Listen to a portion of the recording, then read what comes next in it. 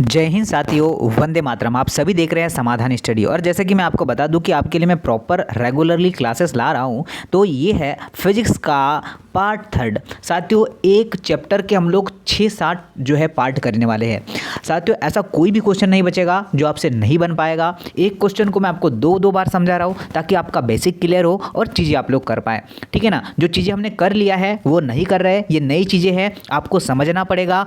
हलवा नहीं है ये साथियों, थोड़ी टफ लेवल मतलब नीट लेवल का कुछ जो है सेशन में आपको करवा रहा हूँ ताकि हर एग्ज़ाम आपका क्रैक हो सके। तो साथियों ज़रूर इसे शेयर करिएगा और हर बच्चा जुड़कर जो है मेरा मोटिवेशन बढ़ाइएगा लाइक करके। ठीक है ना। तो चलिए सेशन स्टार्ट करते हैं। आज आपके लिए क्या नया है, क्या क्वेश्चन है और क्या शानदार कंसेप्ट है, डिस्कस करेंगे। आवेश वाला चैप्टर पढ़ रहे थे हम, तो आवेश से रिलेटेड कुछ क्वेश्चंस आपके समक्ष है। देखिएगा, पहला बोला है कि आवेशों के किस निकाय का विद्युत क्षेत्र पर निर्भर नहीं करता है। ठीक है, देखिए निकाय को जो है बनाने के निकाय को जो है बनाने वाले आवेशों की स्थिति पर, निकाय को बनाने वाले आवेशों की जो है बिंदु यहाँ पर क्षेत्र की गणना की जाती है से दूरी पर, परीक्षण आवेश पर जिसका उपयोग क्षेत्र की गणना में करते हैं, निकाय को बनाने वाले आवेशों के वियोजन पर।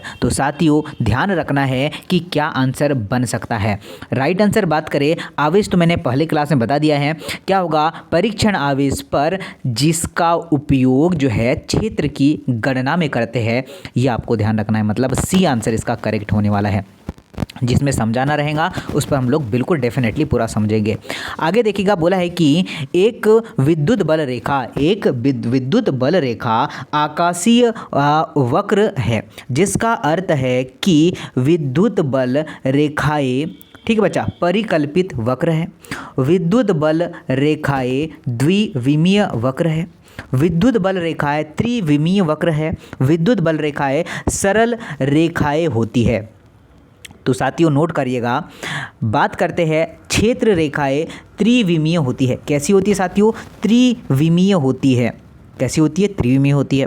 और हम इस जो है क्षेत्र रेखाओं को परस्पर ये हम लोग या फिर हम लोग इसे रेखा को चित्रित कर सकते हैं।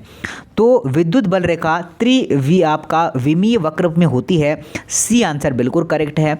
साथियों कैसे होती है? तो ये देखिए, ये आपका Q1, ये आपका Q2 नेगेटिव, एक एक्सेस और एक पॉजिटिव एक्सेस। तो जैसे कि ये एक तरफ से इस तरीके से ये चलने वाली है। ओके, समझ रहे हैं बच्चा आप लोग? इस तरीके से ये एक्सेस पर चलती रहेगी राउंडेड शेप में। एक तरफ जो Q पॉजिटिव और Q2 नेगेटिव, तो क्या होगा, आवेश Q और आवेश जो है Q2 को मिलाने वाली रेखा चारों ओर अंतरिक्ष क्षेत्र में रैखिक तरीके से होती है। और यह कैसी होती है? जो है विमीय वक्र में होती है। समझ गए चीज़ों को?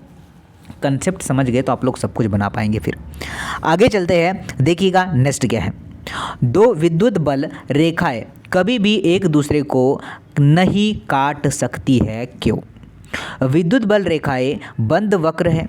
विद्युत बल रेखाएं एक दूसरे को प्रतिकर्षित करती है। विद्युत बल रेखाएं केवल आवेश के निकट संगीत होती है और विद्युत बल रेखाएं बिंदु पर एक ही दिशा में होती है। तो साथियों देखिएगा, चीज़ों को नोट करिएगा और चीज़ों को ध्यान रखना है।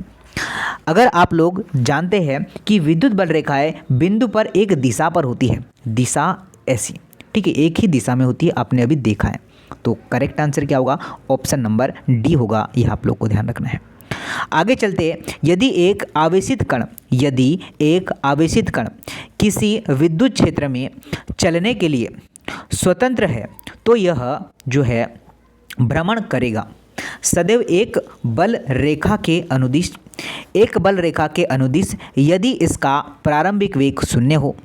एक बल रेखा के अनुदिश यदि इसका प्रारंभिक वेग बल रेखा के साथ जो है न्यून कोण की दिशा में हो। उपरोक्त में से जो है कोई भी नहीं। क्या आंसर हो सकता है? साथियों ध्यान देना है, एक बल रेखा के अनुदिश यदि इसका प्रारंभिक वेग 0 हो, ये बिल्कुल सही होगा। प्रारंभिक वेग मतलब क्या होगा? u अगर आपका 0 है, ये बिल्कुल सही आंसर हो सकता है। ठीक है, क्या होगा? राइट आंसर होगा ऑप्शन नंबर बी। चलिए आगे डिस्कस करते हैं। अगला क्वेश्चन क्या बोला है, दो जो है कुचालक ठोस गोले जिसकी त्रिज्या r1 r2 है तथा जो है समय आयन आवेश घनत्व क्रमशः जो है प्लस क्यू, ठीक है, अब सॉरी क्यू बराबर बचा प्लस पी माइनस पी को चित्रानुसार इस प्रकार समायोजित किया जाता है। ये जो है आंशिक रूप से अतिव्यापित करते हैं और अतिव्यापित क्षेत्र के प्रत्येक बिंदु पर देखिएगा स्थिर विद्युत क्षेत्र शून्य है, स्थिर विद्युत विभव जो है नियत है, स्थिर विद्युत क्षेत्र परिणाम में क्या है निहित है और स्थिर विद्युत क्षेत्र की दिशा समान होती है। तो साथियों ध्यान रखना कि आंसर जो आप लोग बना पाएंगे यहाँ पर दो आंसर करेक्ट बनते हैं, एक तो सी भी हो सकता है और एक तो डी भी। तो दोनों आप लोग लगा लीजिएगा कि स्थिर विद्युत क्षेत्र परिणाम में क्या है निहित है, स्थिर विद्युत क्षेत्र परिणाम की दिशा समान है, दोनों ही डायरेक्शन बिल्कुल समान है।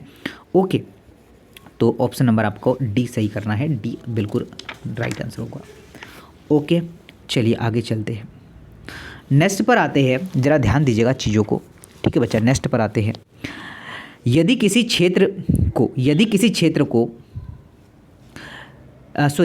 क्षेत्रफल को क्षेत्र की दिशा में इस प्रकार जो है झुकाया जाता है कि क्षेत्र के तल पर अभिलंब क्षेत्र की दिशा से थीटा कोण बनाता है, तब इस क्षेत्र से गुजर रहा विद्युत बल रेखाओं की दिशा है, क्या हो सकती है बताइए। साथियों ये होगी E theta S cos theta के समानुपाती होगी। साथियों बी आंसर आपका करेक्ट है, नोट कर लीजिएगा क्या है, बी आंसर बिल्कुल सही है। क्या होगा, बी आंसर सही होगा, ये नोट करके आपको रखना है। आगे चलते हैं, एक क्षेत्रफल सदिश व सदिश है, एक क्षेत्रफल सदिश क्षेत्रफल सदिश है, वह सदिश है जिसका परिणाम क्षेत्रफल के बराबर होता है। इस योम इसकी दिशा जो है निर्देशित होती है क्षेत्रफल के समानांतर, क्षेत्रफल के तल के साथ थीटा के कोण पर, क्षेत्रफल के तल के साथ 90 डिग्री के कोण पर, क्षेत्रफल के अभिलंब के साथ 45 जो है डिग्री के कोण पर। तो क्या आंसर हो सकता है साथियों, तो देखिए आप लोग अगर आंसर लगाते हैं क्या सी, क्या क्षेत्रफल के तल के साथ 90 डिग्री के कोण पर, सी आंसर बिल्कुल करेक्ट होगा। क्या होगा, सी आंसर बिल्कुल करेक्ट होगा साथियों, ये आप लोग को ध्यान रखना है। अच्छा क्वेश्चन है, आगे चलते हैं, नेक्स्ट क्वेश्चन पर डिस्कस करते हैं।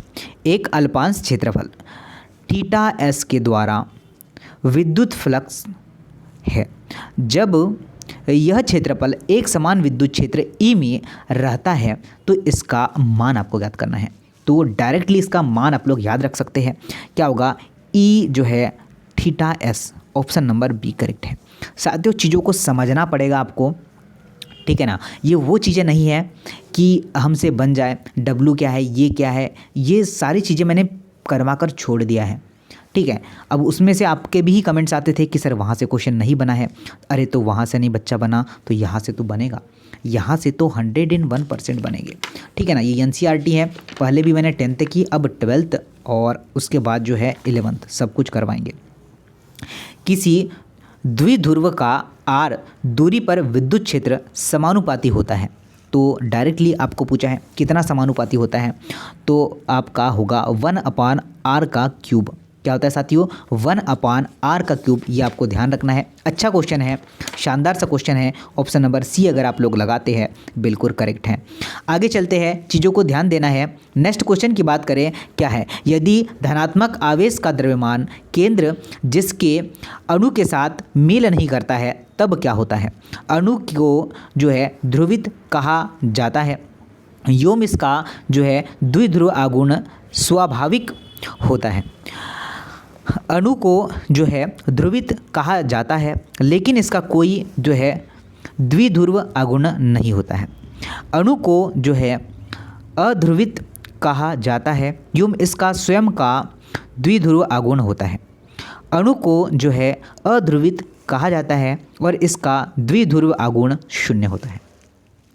तो देखिएगा साथियों, ध्यान दीजिएगा, कि इसका जो धनात्मक आवेश का द्रव्यमान केंद्रक ऋणात्मक आवेश के धन्यवाद से जो आपके आवेश के साथ ये है मिलता नहीं है। तो राइट आंसर क्या होगा आपका ऑप्शन नंबर जो है ए होगा कि अणु को जो है ध्रुवित कहा जाता है और यह व्योम इसका जो है द्विध्रुव आघूर्ण क्या है स्वाभाविक होता है। तो ये ध्यान रखना है, ये आंसर बिल्कुल करेक्ट है। आगे चलते हैं। किसी जो है द्विध्रुव के कारण आपका विषुवतीय तल पर विद्युत क्षेत्र तथा द्विध्रुव आघूर्ण के मध्य का कोण आपको बताना है। ठीक है ना, कैसे निकाल पाएंगे? तो इस तरीके से यह कोण बनेगा। ये तो जाएगा साथियों आपका 180, सीधी स्ट्रेट लाइन 180। यहाँ पर जो बनेगा ये ई क्या है, एक परिणाम है। यहाँ पर पॉजिटिव दे देंगे तो यहाँ पर नेगेटिव हो जाएगा। तो ये जो बनेगा 180 बनेगा। क्या बनेगा? 180। ये स्ट्रेट जा रहा है ना, मतलब स्ट्रेट आपको पता है, स्ट्रेट गई मतलब ये जो बनेगा 180 बनेगा। ठीक है, तो क्या होगा? ऑप्शन नंबर सी करेक्ट है। आगे चलते हैं, नेक्स्ट पर डिस्कस करते हैं। किसी विद्युत जो है द्विध्रुव के कारण उसकी अक्ष व विषुवतीय तल पर विद्युत क्षेत्रों का अनुपात आपको बताना है। तो साथियों देखिए ये क्या होगा, तो देखिए एक तरफ होगा ई अक्ष और एक ई निरीक्ष। ये क्या होता है साथियों? तो ये होगा आपका 2:1 का रेशो बनाएगा। क्या बनेगा? 2:1 का रेशो बनेगा। कैसे? तो ये होगा आपका 2p अपॉन, ठीक है बच्चा, अपॉन है 4πe0 और r का क्यूब। तो ये होगा p अपॉन 4πe0 r का क्यूब। तो ये चीज़ें कट जाएगी, तो आपका p से p भी कट जाएगी, तो ऊपर बचेगा 2, नीचे बचेगा 1। तो समझ गए, ये आपका बी आंसर करेक्ट होगा। क्या होगा? बी आंसर करेक्ट होगा। ऐसे ही बना पाया है तो आप लोग बिल्कुल सही बना पाए होंगे। आगे चलते हैं, नेक्स्ट देखिए क्या है कि p तथा 64p आघूर्णों के दो विद्युत द्विध्रुव एक रेखा पर विपरीत दिशा में 25 सेंटीमीटर दूरी पर रखे जाते हैं। द्विध्रुवों के मध्य वह बिंदु जहाँ पर विद्युत क्षेत्र शून्य होगा उसकी पी आघूर्ण वाले द्विध्रुव से दूरी क्या होगी, यह हमसे बोला गया है। ठीक है बच्चा, क्या हो सकती है, कैसे होगा? तो आप लोग भली भांति जानते हैं। इस तरीके से यह जो है ये बनेगा। तो ये यहाँ पर जो बनेगा, ठीक है, ये ऐसा रेशो रहेगा। 64 यहाँ है और ये यहाँ पर 25 है, ये टोटली। तो जो बचेगा वो बनेगा आपका 5। क्या बनेगा? टोटली जो बचेगा वो बचेगा 5। जो इसके पहले मैंने इस कंसेप्ट को समझाया ना, बस वही यहाँ पर लागू होगा। मैं आपको जो समझा दूँ, यहाँ पर देखिए। ठीक है, चीज़ों को समझना है साथियों, शेयर भी करना है और लाइक तो करना ही करना है। 1 अपॉन आवेश कूलाम का नियम तो पढ़ा ही होगा आपने, ये तो डेफिनेटली बिल्कुल पढ़ा है। ओके, इतनी चीज़ें तो आपको पता है। ठीक है, अब देखिए 1/4πe0.2 मल्टीप्लाई 64 क्वेश्चन में दिया हुआ है।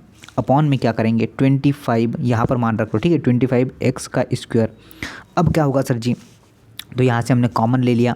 क्या होगा? 1/x का क्यूब बराबर 64। ये देखिए यहाँ से, ठीक है, कॉमन लिया मैंने।